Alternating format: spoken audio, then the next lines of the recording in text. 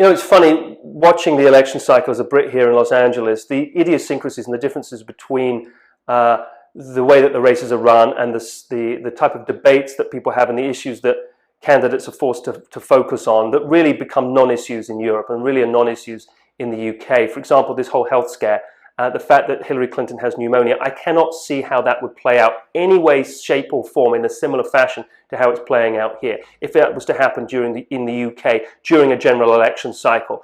The Prime Minister, David Cameron, as it was then, David Cameron would have just dealt with being ill, the party machine would have rolled on, and a few days would have gone by and then he would have been back on his feet, back into the election cycle, and no one would have sought to make any political capital out of it. Not so here. And it speaks to the difference in terms of a couple of things.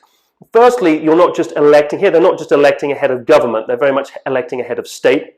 But they're also electing a head of a head of nationalism and a head of national identity, and that means that that person has to have an iron constitution, has to be the alpha dog, the alpha male, and has to be seen to be a very strong, robust individual. The second thing is that obviously with the election campaign, you're not electing a party, you're electing a personality.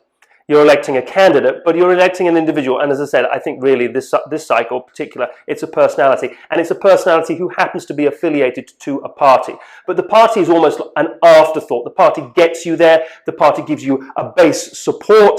But really over and above that, and certainly particularly for Donald Trump, he is operating obviously at the behest of that party, and is obviously with his anti-establishment insurgency type campaign, it's almost as though the Republican Party is, as I said, is very much an afterthought for him. And certainly on the Democratic side, Hillary Clinton has been so flexible at the fringes and has appealed to, you know, Republicans and Democrats alike in terms of her establishment criteria, that you're just electing a personality. And I think that's where the problems lie for both candidates, and particularly why they're both so unpopular, because people are so directly affiliated with them. So I think only in America would the pneumonia of a candidate be such a big issue. And I think also only in America would we engage in the type of political ideology whereby, and the ideological type of thinking and approach whereby we would seek to naysay quite so aggressively the only candidate who has a remote chance of winning and who is credible, who isn't a lunatic.